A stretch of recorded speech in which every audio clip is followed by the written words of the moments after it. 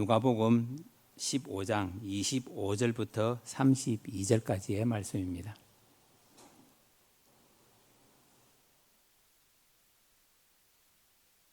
누가복음 15장 25절부터 32절까지 말씀 우리 한 목소리를 합독하시겠습니다. 시작. 마다들은 밭에 있다가 돌아와 집에 가까이 왔을 때에 풍악과 춤추는 소리를 듣고 한 종을 불러 이 무슨 일인가 물은데 대답하되 당신의 동생이 돌아왔음에 당신의 아버지가 건강한 그를 다시 맞아들이게 되므로 인하여 살찐 송아지를 잡았나이다 하니 그가 나와여 들어가고자 하지 아니하거늘 아버지가 나와서 권한대 아버지께 대답하여 이르되 내가 여러 해 아버지를 섬겨 명을 어김이 없거늘 내게는 염소 새끼라도 주어 나와 내 벗으로 즐기게 하신 일이 없더니 아버지의 살림을 장녀들과 함께 삼켜버린 이 아들이 돌아오매 이를 위하여 살찐 송아지를 잡으셨나이다.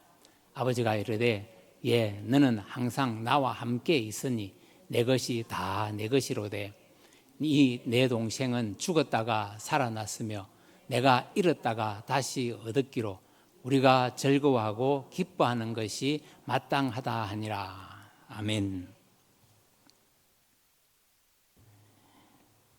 오늘은 진짜 잃어버린 아들은 누구인가 라는 제목으로 함께 말씀을 나누겠습니다. 원래 지난 앞부분을 설교 준비를 하면서 그 다음 주에 준비를 하려고 했는데 이 큰아들을 평가하는 부분에 대해서 제가 조금 혼동이 오더라고요. 그래서 다른 부분을 묵상을 하다 창세기를 먼저 하게 됐는데 오늘 그 나머지 부분을 가지고 함께 여러분들과 말씀을 나누겠습니다. 이 누가복음 15장의 말씀을 우리가 잘 이해하고 그 말씀대로 믿음의 길을 가게 되면은 우리가 우리 육의 아버지이신 아버지의 심정, 그리고 교회를 이끌어가고 교회 앞에서 우리를 인도하시는 그 목자의 심정, 또 하나님 아버지의 그 마음을 우리가 잘 깨달아서 우리 하나님을 분명하게 이해할 수, 내가 스스로 알아갈 수 있는 그런 부분들이 잘 나타날 수가 있습니다. 그래서 하나님을 우리가 분명하게 잘 알게 되면은 우리의 인생에, 즉 믿음의 길을 낭비하지 아니하고 하나님 앞에 헌신하며 순종하는 그 믿음이 우리에게 나타나게 됩니다. 그리고 오늘 본문의 말씀을 통해서 우리의 신앙의 기본 자세와 또 거듭난 자로서 어떻게 믿음의 길을 가야 할지에 대해서 우리가 방향을 분명하게 잡을 수가 있습니다. 이 맏아들의 문제가 무엇인지를 크게 세 가지로 분석할 수가 있는데, 첫째, 이 큰아들은 노에서 집에 들어가지 아니하는 모습이 나타납니다. 큰아들의 행동에서 우리가 먼저 생각해야 할 것은 아버지에게 그는 공정하게 대우를 받지 못했다는 피해의식을 가지고 있습니다. 아버지가 자신에게 대우하는 것이 올바르지 못하다는 것에 대해서 스스로 그가 상처를 입었다는 것입니다. 이것은 큰아들이 자신은 불공정한 대우를 받았다라는 피해의식 속에서 이러한 생각을 하게 되는 것이고, 이렇게 인정받지 못했다는 느낌을 통해서 아버지 앞에 자신의 분노의 마음을 들키는 모습이 나타나는 것입니다. 두 번째로 보시게 되면은 이 큰 아들의 문제는 자신에 대한 과대평가가 있다는 것입니다. 큰 아들은 아버지를 위해서 머슴처럼 일하고 희생하면서 살았다는 것에 대해서 마음을 가지고 있었던 것 같습니다. 또 아버지께 불순종하지 한 적이 없다고 그는 분명하게 자기 입으로 고백을 합니다. 여기에서 나타나는 것은 큰 아들의 공로의식이 있습니다. 그리고 자신에 대한 가대평가를 하고 있다는 것입니다. 그리고 그 가대평가 속에서 상처를 받았다는 피해의식이 함께 존재를 하게 됩니다. 나는 아버지를 위해서 열심히 섬기고 또 아버지의 명을 전혀 어긴 적이 없는데 아버지는 나에게 지금 이럴 수가 있느냐 하는 반문을 하게 되는 것과 같은 것입니다. 저기 말씀을 좀 쉽게 풀이하면은 나는 지금 뼈 빠지게 아버지를 위해서 수고하고 고생을 했는데 아버지가 자신에게 대우하는 것은 없다는 것입니다. 그리고 자기는 아버지를 위해서 희생했다는 그 마음만을 가지고 있습니다. 이런 피해의식을 큰아들이 가지게 되는 것은 그 큰아들의 마음에 은혜가 사라졌기 때문일 것입니다. 나는 아버지를 계속 잘 섬겼다라는 이 마음만을 가지고 그는 아버지 앞에서 집안에서 맏아들의 노릇을 하고 있었습니다. 그런데 그 마음만 가지고는 안 된다는 것입니다.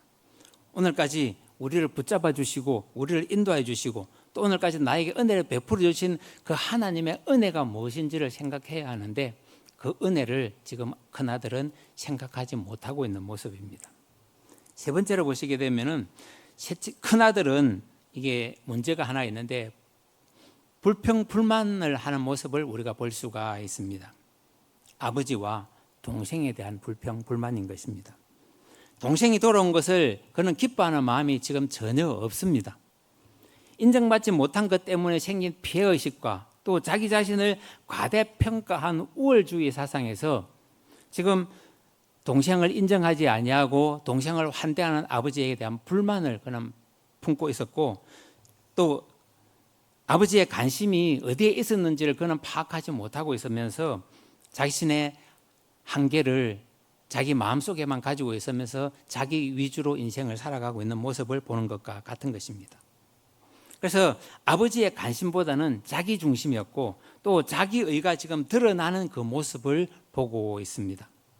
자기의로 스스로를 정당화하는 모습을 보는 것이고 또 스스로를 속이고 있는 그 모습과 같습니다.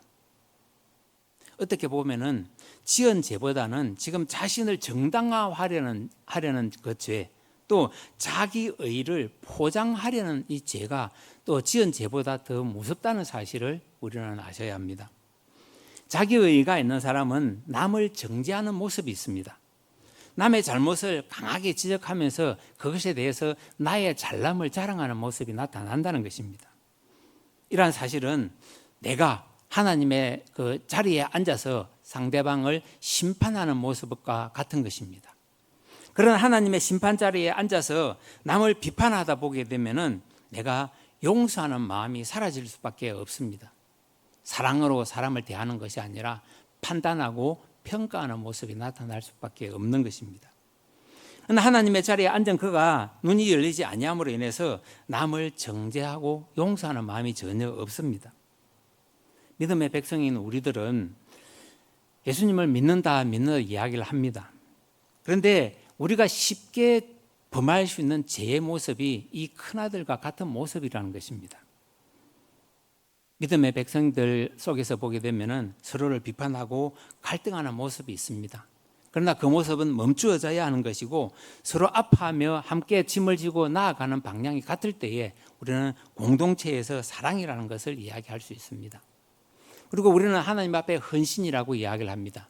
그런데 내 수고가 나를 알아주지 않는 타인들로 인해서 내가 그것에 대해서 불평하기 시작을 한다는 것입니다. 큰아들처럼 밭에서 열심히 일했습니다. 아버지를 위해서 뼈빠지게 일을 했는데 아버지는 자기 마음을 몰라준다는 그 생각을 가지게 되면은 그때부터 헌신이 아니라 나의 노력을 포장하는 모습밖에 없다는 것입니다. 이러한 모습을 가지고 있는 아들의 모습을 보면서 둘째 아들의 이야기를 하다가 지금 예수님께서는 이제 갑자기 큰 아들에게로 이 초점이 맞춰지는 모습을 보게 됩니다. 당시 의로 충만했던 바리새인들과 그 서기관들의 모습을 보면서 예수님께서 세리나 창기들 또 죄인들이 어울리는 그 모습을 보면서 바리새인들이나 서기관들은 예수님을 비난하는 모습이 있었습니다.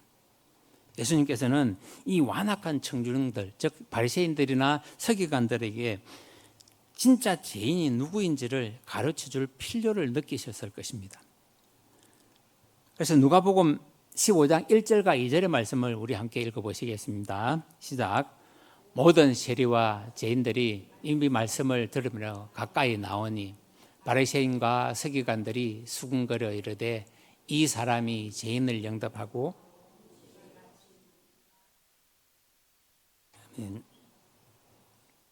여기에 이 말씀에 동생을 지금 세리와 죄인으로 비유한다면은 형은 그러면 어디에 비유를 하겠습니까? 바리새인들과 서기관의 모습에 비유하면은 딱 어울리는 말일 것입니다. 그렇기 때문에 지금 둘째 아들의 이야기에서 예수님께서는 끝나지 아니하고 큰 아들에게로 시선을 돌리는 모습이 나타납니다. 그러면은 왜 큰 아들이 집 안에 있는 탕자인지 우리 함께 살펴보시겠습니다. 첫 번째로 보시게 되면은 그는 아들로서 아버지의 은혜를 잊어버린 아들이라는 것을 알 수가 있습니다. 큰 아들이 밭에서 열심히 일하고 집으로 돌아왔습니다. 돌아오다 보니까 집안에서 풍악 소리가 울리고 잔치하는 소리가 들리는 것을 들었습니다. 그때 종을 불러서 무슨 일이냐고 묻게 됩니다. 그때 당신의 동생이 돌아왔다고 하면서 아버지가 잔치를 베풀었다고 이야기를 하고 있습니다. 근데 그 말을 들은 큰아들은 그냥 집으로 뛰어들어가서 동생을 안아주는 것이 아니라 집에 들어가지 아니하고 분노하는 모습을 볼 수 있습니다. 29절의 말씀입니다. 29절의 말씀을 우리 함께 읽어보시겠습니다. 시작. 아버지께서 대답하여 가르되 내가 여러 해 아버지를 섬겨 명을 어김이 없거늘 내게는 염소 새끼라도 주어 나와 내 벗으로 즐기게 하신 일이 없더니. 아멘. 여기서 섬기다라는 말은 종이 주인을 섬길 때 사용하는 단어입니다. 그래서 큰아들은 자신을 아들이라기보다는 열심히 일한 종으로 생각하고 있는 모습을 보는 것 같습니다. 그런데 지금 예수님의 비유 초점을 보게 되면 여기서 중요한 의미를 우리에게 부여한다는 것입니다. 큰아들은 겉으로 보게 되면 큰 문제가 없는 아들입니다. 집을 잘 지켰고 밭에 나가서 열심히 일했습니다. 그리고 아버지의 명령을 잘 따르는 착한 아들의 모습을 가지고 있었습니다. 그런데 그 모습이 동생이 돌아왔다는 그 소식을 들음으로 인해서 그 마음속에 감추고 있던 악한 마음들을 들키고 마는 모습을 보는 것과 같습니다. 30절의 말씀을 보시면은 아버지의 살림을 장녀들과 함께 삼켜버린 이 아들이 돌아오매 이를 위하여 살찐 송아지를 잡으셨나이다, 이렇게 이야기를 하고 있습니다. 동생에 대해서 하는 평가를 보게 되면은 아버지의 살림을 장녀들과 함께 삼켜버린 이 아들이라고 이야기를 하고 있습니다. 이 모습을 보면서 이 동생을 자기 동생으로 여기지 아니하고 패역한 아들로 평가를 한다는 사실입니다. 이는 둘째 아들을 환영한 아버지에 대한 불평을 이야기하는 것과 같습니다. 나에게는 아무것도 해주지 않으면서 왜 아버지는 아버지의 유산을 받아서 탕진한 그 동생이 돌아오자 이렇게 환영하느냐는 불만입니다. 그런 지금까지 아버지의 큰아들로서 집안에서 모든 특권을 누리면서 주인 아들로서 대접을 받으면서 풍성한 삶을 살고 있었습니다. 물론 동생이 유산을 받아서 집을 나가 탕진한 것은 잘못된 일입니다. 그러나 그것도 아버지의 재산이지 형의 재산이 아니라는 것입니다. 아버지의 재산을 아버지가 유산으로 동생에게 물려준 것뿐이었습니다. 따지고 보면은 자식이 아버지가 베푸는 그 은혜를 판단하고 간섭할 수 없다는 논리를 여기서 적용해 보면은 아들이 불평할 일이 전혀 없다는 것입니다. 그런데 아들은 지금 기분 나쁜 표정을 그대로 이야기를 하고 있습니다. 그런데 지금 그가 누리고 있는 그 모든 것이 아버지의 은혜라는 사실을 알지 못하고 있습니다. 동생처럼 집을 나가서 제멋대로 살아보지 못했기 때문에 그는 실패한 인생이 아니라 아버지 밑에서 그냥 성실하게 일하는 그런 아들의 모습만을 가지고 있는 모양입니다. 그래서 내가 지금 누리고 있는 모든 것이 아버지의 은혜라는 사실을 그는 잊어버리고 있었습니다. 그런데 지금 당연히 우리에게 주어진 것처럼 느껴지는 이 모든 것들이 내가 누릴 줄만 알았지 사용할 줄 모르는 모습을 보는 것과 같습니다. 즉 나에게 사랑하고 감사하는 마음이 없다는 것입니다. 오직 나의 목적과 나의 이기심을 채우는 일에만 만족하고 있는 모습입니다. 또 집에만 있으니까 그러한 은혜를 깨닫지 못하고 우물 안의 개구리처럼 살아가는 모습일 수도 있을 것입니다. 우리의 모습에서 우리가 은혜를 잊어버리게 되면 자기 의가 나타날 수밖에 없습니다. 그리고 사랑을 할 줄 몰라서 사랑에 대해서 실천하지는 못하는 그런 모습이 나타납니다.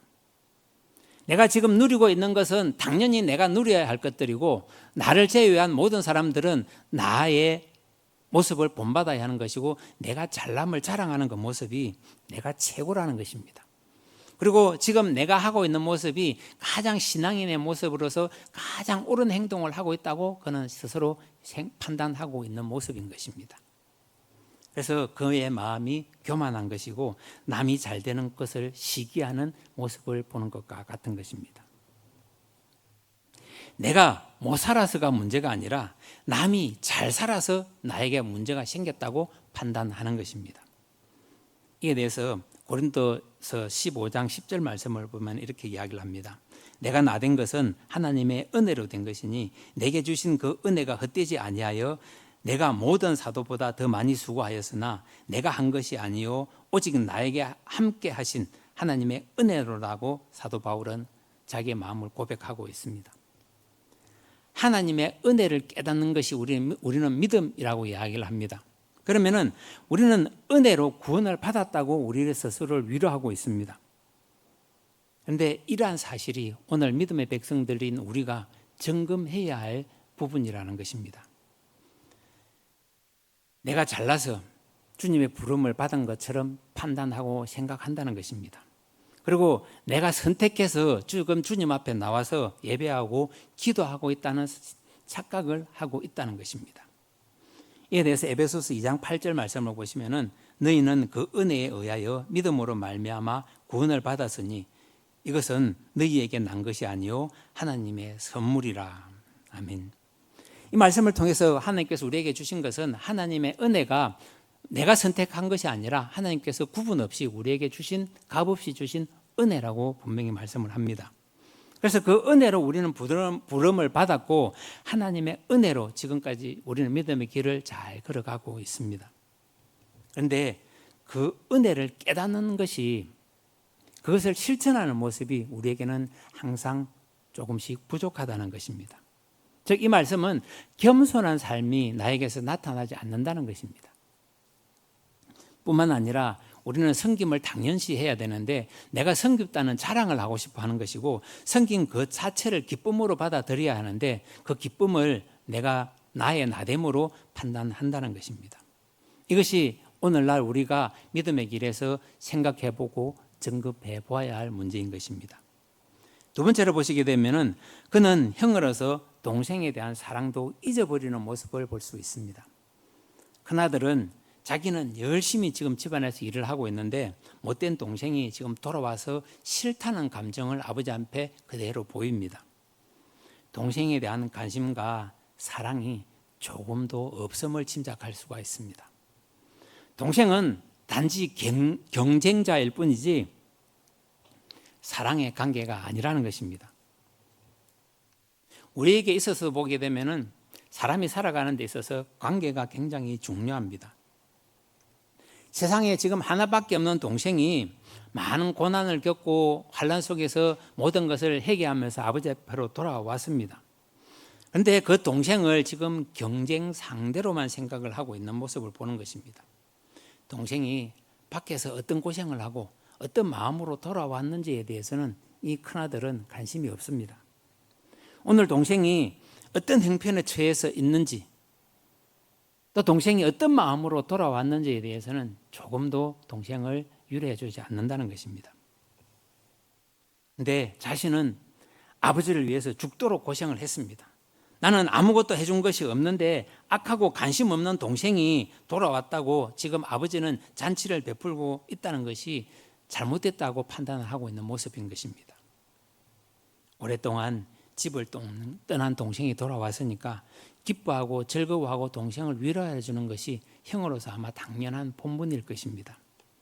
그런데 동생을 비판하고 책망하는 모습이 나타나는 것입니다. 이 모습은 그 속에 사랑이 없이 오직 자기만을 위하는 마음이 있기 때문일 것입니다. 그런데 하나님 아버지의 마음과 정반대의 길을 가고 있는 이 큰아들의 모습 속에서 살아갈수록 우리는 내 아버지를 닮아가고 하나님을 닮아가야 하는데 이웃집 믿지 않은 이웃집 아저씨를 닮아가고 이웃집 여인의 모습을 닮아간다는 것입니다. 예배하고 하나님을 가까이 할수록 우리는 하나님의 모습에 닮아가야 하는 모습이 나타나야 합니다. 그런데 하나님으로부터 점점 멀어져 가는 모습이 우리에게 있다는 것입니다. 그는 믿음의 길에서 하나님 앞에 불평불만, 하나님 앞에 내가 기도하고 헌신했는데 그것을 알아주지 않는다는 절망감 속에서 이러한 욕심이 나타나는 것입니다. 그리고 내 인생을 주관하시는 그 하나님을 내가 인정하지 않는 모습이 함께 나타나는 것입니다. 또 세리와 장녀를 하나님의 유업으로 받을 수 없는 사람이라고 바리새인들과 서기관들은 정죄를 했습니다. 이 모습을 보면서 아들이 판단하는 모습 또한 같다는 것입니다. 아버지와 동생을 판단하고 평가하고 있다는 사실입니다. 구약의 미가 선지자를 보게 되면은 이웃의 그 사랑을 잃어버리게 되면은 또 형제의 사랑을 잃어버리는 그 이스라엘에 대해서 그는 피를 토하면서 하는 말이 있습니다. 천천의 순양이나 만만의 강물 같은 기름으로 하나님을 기쁘게 하는 것이 아니라고 그는 이야기하고 있는 것입니다.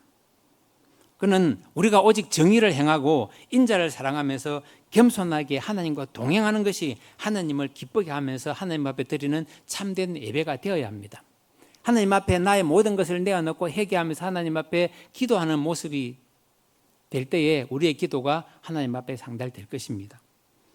그리고 이웃을 사랑하는 그 관계에 있어서 우리가 이웃을 우리가 나의 수단으로 생각하는 것이 아니라 이제는 이웃이 나의 목적이 되어야 한다는 사실을 알아야 합니다. 진실한 사랑으로 이웃에게 다가가면은 그들도 마음을 열고 우리에게 다가옵니다. 그런데 그것이 수단이 되게 되면은 그들 또한 우리의 마음을 알게 된다는 것입니다. 그래서 그들은 마음을 닫아버리고 우리에게 평가를 하는 모습이 나타납니다. 동생을 사랑하지 않고 아버지를 사랑한다고 말하는 것은 이중인격자의 모습일 것입니다. 우리가 사람, 즉 공동체 안에 있는 형제를 사랑하지 않으면서 하나님 아버지를 사랑한다는 것은 우리 신앙에 분명한 모순이 있다는 것을 깨닫게 됩니다. 또 야고보 사도를 보게 되면은 그는 고아와 과부를 그 환난 중에 돌아보고 자기를 지켜 세속에 물들지 않게 하는 것을 증거로 내세우고 있습니다.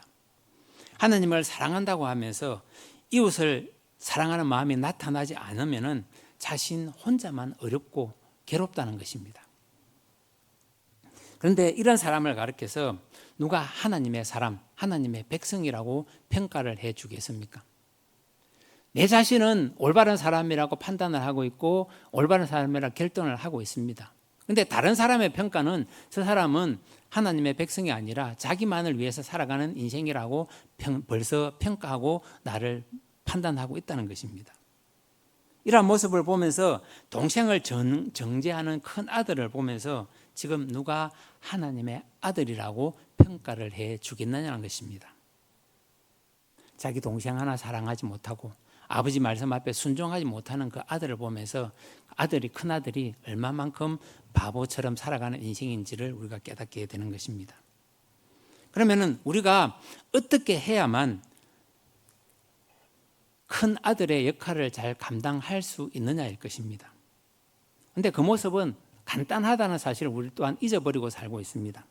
우리가 아버지의 마음으로 돌아온 동생을 사랑하는 것처럼 돌아온 동생을 형이 사랑하게 되고 아버지의 말씀 앞에 헌신하고 봉사하는 모습이 있으면은 사랑으로 아버지를 섬기게 되면 이 모습이 간단하다는 것입니다. 거기에 나의 의와 가대망상을 버리게 되면은 또 불평불만을 버리게 되면은 이 모습은 간단하게 해결될 수 있습니다. 그런데 아버지와 같은 마음으로 동생을 사랑으로 영접해주고 또 아버지를 닮아가야 하는데 지금 아들은 반대의 방향으로 가고 있습니다. 율법만 있고 사랑이 없던 그 시대의 모습을 보는 것과 같습니다. 그 시대에는 서기관들과 바리새인들이 예수님께서 이 땅에 오셨을 때에 그들은 율법의 칼로서 예수님을 평가하고 비난했습니다. 자기들은 행하지도 않으면서 다른 사람들에게 행하기를 강조하는 모습이라는 것입니다. 우리는 누구를 판단하고 비판하기 이전에 먼저 상대방을 이해하고 관심을 가지는 이해심이 있어야 한다는 것입니다. 그런데 그것이 바로 사랑이라는 것을 우리는 깨달아야 합니다. 상대방의 입장에서 이해하려고 노력하게 되면 그 사람을 사랑하는 마음이 나타나게 됩니다. 한번 그 사람의 입장에 서서 그 사람의 관점에서 문제를 바라보게 되면 그 사람을 이해할 수 있다는 것입니다. 그런데 우리가 넓은 마음을 가지고 그 사람을 이해한다 할지라도 우리가 하나님의 마음과 정반대로 가고 있는 그 마음은 우리에게서 떠나보내야 합니다. 즉 관계를 무시한다는 것은 그만큼 나의 삶이 외톨이 인생이라는 것을 짐작하게 됩니다. 나에게 유익하지 않는 대상은 평가의 대상일 뿐이고 외면하면 그만이다라는 생각을 가지고 인생을 살아가는 것 같은 것입니다. 바로 이러한 사람이 타락한 탕자의 모습과 같은 것입니다. 그 모습을 보면서 동생을 동생이라 부르지 아니하는 형의 모습을 발견할 수가 있는데 27절에서 보게 되면 종은 당신의 동생이 돌아왔다고 이야기를 하고 있습니다. 그러면 32절에서 아버지는 내 동생이라고 분명하게 말을 합니다. 그런데 30절을 보시게 되면 이 아들이라고 큰아들은 부르고 있다는 것입니다. 이 말씀을 쉽게 이야기하면 아버지 앞에 동생이라고 이야기를 하지 않냐고 당신의 아들이라고 평가를 한다는 것입니다. 이 큰아들은 오로지 자기밖에 생각할 줄 모르는 사람입니다. 형으로서 동생을 사랑하지 않는 마음을 가지고 있는 모습과 같은 것입니다. 그에게 있어서 아버지도 동생도 자기의 성공의 수단의 방편일 뿐이고 나의 목적을 위해서 이용하는 하나의 방법이라는 것을 우리에게 알려주고 있는 모습과 같습니다.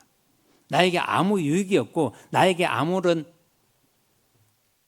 이용 가치가 없다면 나에게서 떠나보내는 모습을 보는 것입니다.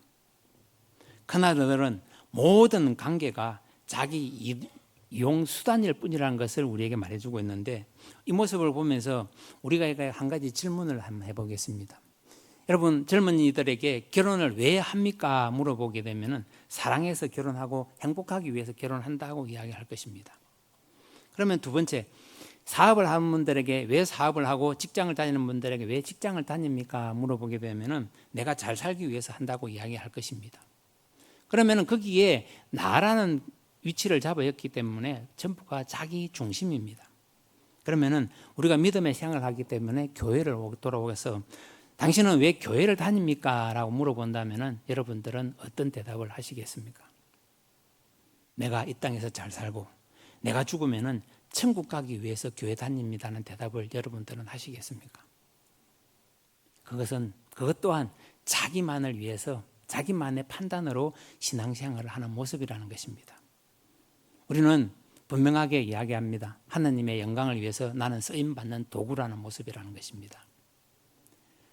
교회에 잘 다니는 것이 아니라 나는 하나님 앞에 나와서 하나님 앞에 내가 죄인이라는 고백을 하고 하나님께서 나에게 값없이 은혜를 베풀어 주셨고 나를 구원해 주셨기 때문에 나는 하나님 앞에 감사함으로 하나님을 섬긴다고 이야기를 하면 되는데 내가 이 땅에서 잘 먹고 잘 살기 위해서 교회 다닌다는 평가는 잘못된 것이라는 것입니다.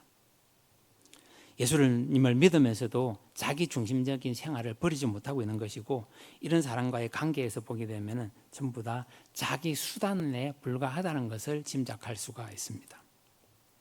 자기에게 유익이 없으면 관계를 깨트려 버리는 그런 사람인 것을 짐작하는 것입니다. 로마서 5장 8절의 말씀입니다. 우리가 아직 죄인되었을 때에 그리스도께서 우리를 위하여 죽으심으로 하나님께서 우리에 대한 자기의 사랑을 확정하셨느니라. 아멘. 이 말씀이 바로 우리가 하나님을 떠난 우리의 특징이 여기서 나타나는 것입니다. 관계가 깨어졌다는 것은 연결해 줄 무엇인가가 있어야 합니다. 그러면 하나님의 사랑으로 우리가 그 관계가 회복이 되어야 하는데 그 관계를 회복하기 위해서 하나님께서는 이 땅에 예수님을 보내주셨습니다.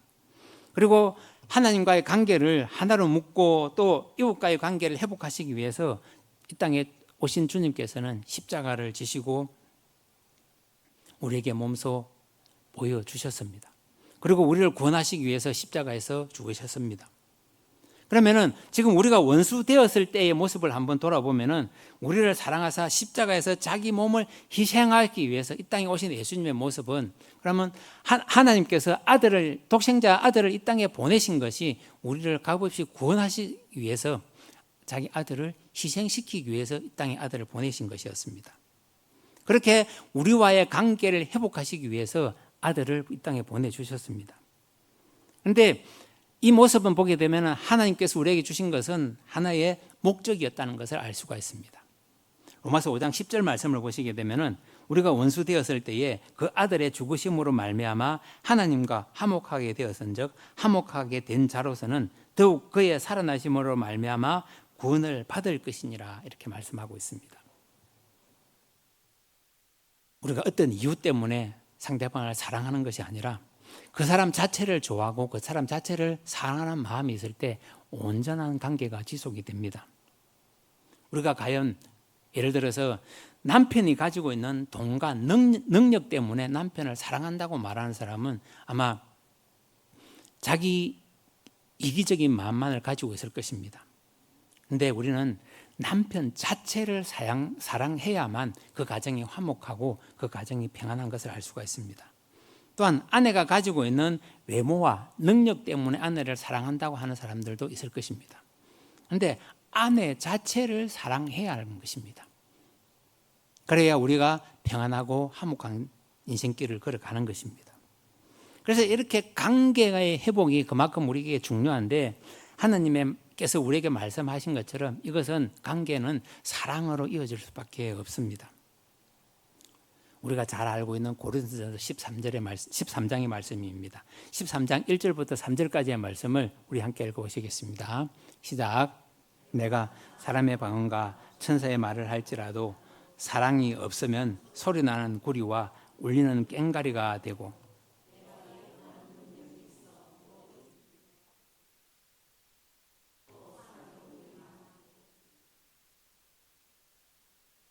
내가 아무것도 아니요 내가 내게 있는 모든 것을 구제하고 또 내 몸을 불사르게 내어줄지라도 사랑이 없으면 내게 아무 유익이 없느니라. 아멘. 바울은 우리에게 이러한 모습으로 살아가라고 권면을 합니다. 그러면 예수님께서는 우리가 가지고 있는 그 무엇 때문에 우리를 구원해 주셨느냐일 것입니다. 그런데 예수님께서는 조건 없이 우리를 사랑해 주셨고 조건 없이 우리를 구원해 주신 것입니다.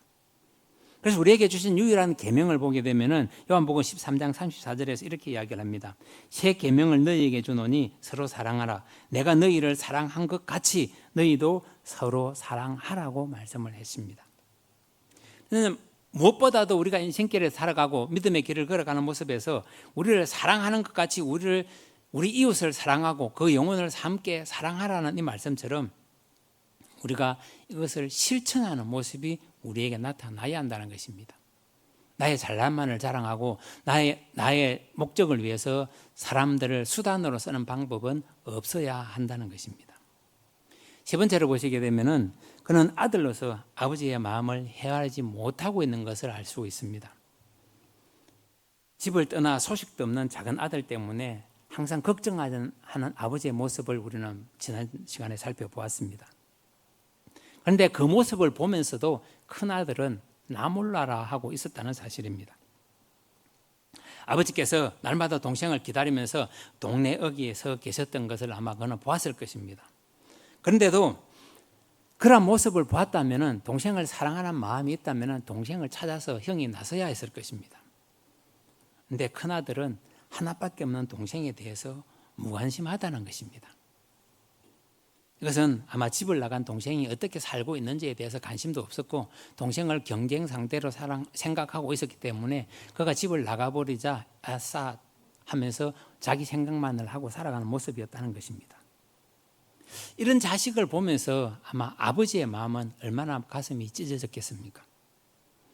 또 당자가 돌아왔을 때 아버지는 너무 기뻐서 좋아서 잔치까지 베풀어 주면서 아들을 한대했습니다. 그런데 큰아들은 지금 그 모습을 보면서 조금도 아버지를 이해하지 못한다는 것입니다. 그래서 돌아온 동생에게 아버지가 지금 너무 잘해주는 것을 보면서 못마땅히 생각하면서 원망, 불평을 하고 있습니다. 이같이 자기 중심적으로만 생각하고 있기 때문에 돌아온 동생이 있었어도 큰 기쁨이 없는 것이고 또 그를 받아들일 마음도 없습니다. 아버지의 심정을 조금이라도 헤아렸다면 이러한 생각을 하지 말아야 했습니다. 또 아버지의 그 기쁨에 함께 동참하기 위해서라도 동생을 환대했어야 한다는 것입니다. 그런데 어느 날 방탕하게 살던 아들이 돌아왔는데 아버지께서 따끔하게 혼을 내주기를 간절히 바라고 있던 아들은 그렇게 하지 않는 아버지의 모습을 보면서 불평불만을 하는 것입니다. 오늘 29절과 30절의 말씀입니다. 아버지께서 대답하여 이르되 내가 여러 해 아버지를 섬겨 명을 어김이 없거늘 내게는 염소 새끼라도 주어 나와 내 벗으로 즐기게 하신 일이 없더니 아버지의 살림을 장녀들과 함께 삼켜버린 이 아들이 돌아오매 이를 위하여 살찐 송아지를 잡으셨나이다. 아멘. 지금 큰아들은 아버지의 심정을 전혀 이해하지 못하고 있습니다. 그렇게 이 모습을 보면서 그러면은 과연 잃어버린 아들이 진짜 누구인지를 여기서 우리는 한번 생각해 보기를 원하는 것입니다.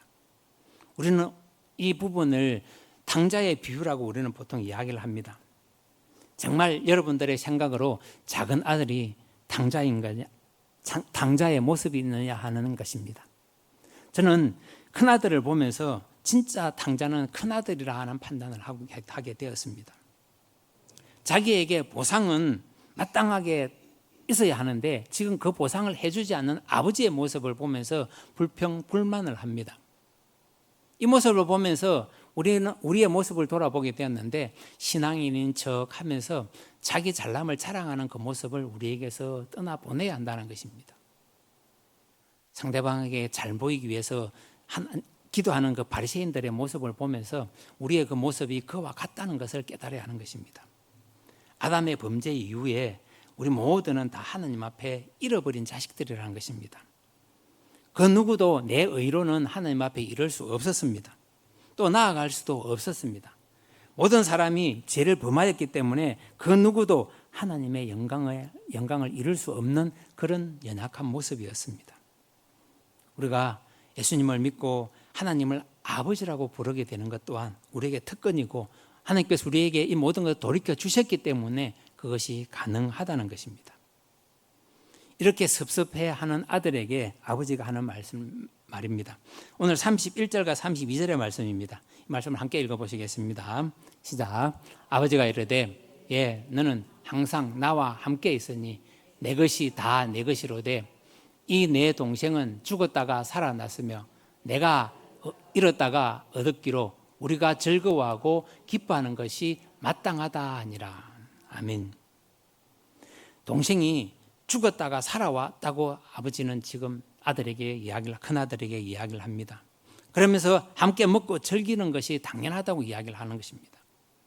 여기서 지금 큰아들 역시 어떠한 심정으로 아버지를 바라보는지 짐작할 수가 있습니다.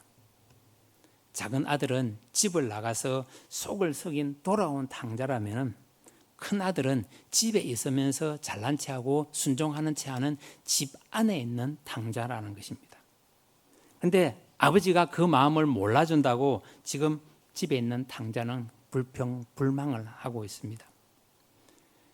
오늘날 교회 안에서도 보게 되면 큰아들과 같은 많은 성도들이 있습니다. 우리가 하나님 앞에 하나님의 품을 떠난 성도들을 바라보면서 그분이 교회로 돌아오기를 간절히 기도하면서 그들에게 건면하는 모습이 있어야 되는데 그분이 교회에 오게 되면 저 사람이 왜 왔지 하는 덤덤한 마음으로 그를 바라보는 모습이 우리에게 있다는 것입니다. 날마다 아들이 돌아오기를 간절히 바라는 아버지의 마음, 교회를 떠난 성도가 날마다 돌아오기를 바라면서 날마다 기도하는 마음이 우리에게 있어야 하는 것과 같은 것처럼 우리가 구원받았다는 것에 대한 기쁨만 있는 것이지 내가 사랑하는 마음으로 상대방을 위로하고 돌보지는 않는다는 것입니다. 세상 사람들 또한 같습니다. 세상의 불신자들은 구원에 대해서 관심이 없습니다. 또 우리가 그들을 찾으려고도 노력을 하지 않으면 전도에 대한 길이 닫히는 것과 같은 것처럼 지금 큰아들은 아버지 앞에 불효자라는 인식을 하지 못하고 있는 것과 같은 것입니다. 하나님을 외면하고 제 맷대로 인생을 살아보다가 이제 그 인생이 제 맘대로 되지 아니하니까 회개하고 아버지 품으로 돌아왔습니다. 그러면서 하나님 앞에 자기의 잘못을 회개하는 모습을 보는 것처럼 우리가 교회를 떠났다가 교회를 다시 돌아오는 사람을 보면서 우리가 환대하고 기쁨으로 맞이해야 하는데 덤덤한 모습을 바라보는 우리의 마음은 과연 어떠한 마음인지를 우리 스스로가 알아야 한다는 것입니다. 한마디로 말씀드리면 그 영혼에 대한 사랑은 없는 것이고 한 영혼을 소중히 여기는 마음이 약했기 때문에 이러한 생각을 하게 될 것입니다. 믿음의 백성인 우리는 은혜를 받지 못하면 누구나 큰 아들의 모습을 가질 수밖에 없습니다. 우리가 예수님을 믿는다고 이야기를 하면서도 하나님 아버지의 마음, 즉 하나님의 뜻을 생각하지 아니하고 오로지 내 판단, 내 생각, 내 불평으로만 인생을 살아가는 우리의 모습을 보는 것과 같은 것입니다. 우리가 구원을 받았다고 자부하는 하나님의 백성으로서 가장 먼저 해야 할 일은 오늘 나를 향하신 하나님의 뜻이 무엇인가를 스스로 느끼고 체험하고 고백해야 한다는 것입니다. 하나님께서 오늘 저와 여러분들에게 어떤 마음으로 예배하고 어떤 마음으로 기도하느냐고 묻는다면 과연 우리는 어떤 대답을 할 수 있을 것입니까? 하나님께서 우리를 통해서 하나님의 뜻을 이루시기 위해서 성령을 우리에게 보내주셨습니다. 우리는 성령이 우리 마음에 내주한다고 이야기를 합니다. 그러나 우리가 하나님의 마음을 품고 그 사랑을 실천한다는 것이 바로 잃어버린 영혼을 구원하는 일과 같다는 것입니다. 세상을 향해서 우리가 주변을 돌아보게 되면 내 손길을 기다리는 영혼이 있습니다. 또한 우리가 잃어버린 영혼을 찾기 위해서 노력하게 되면 그 영혼을 얼마든지 찾을 수 있다는 것입니다. 또한 우리가 그들을 위해서 기도의 손길을 펼치게 되면 그 사람들이 누구인지를 스스로 판단할 수 있는 지혜가 우리에게 있습니다. 그리고 그 지혜를 하나님께서 주시기 때문에 그 총명함을 가지고 우리는 그 사람들을 구원으로 인도해야 한다는 것입니다. 하나님께서 가장 기뻐하시는 일은 지옥에 들어가서 영원히 멸망할 수밖에 없는 한 영혼을 구원하는 일일 것입니다. 그래서 오늘도 우리가 그 죄인을 구원하는 일에 쓰임받고 그 죄인을 구원하는 일에 앞장서는 우리 모두가 되시기를 주님의 이름으로 축원합니다.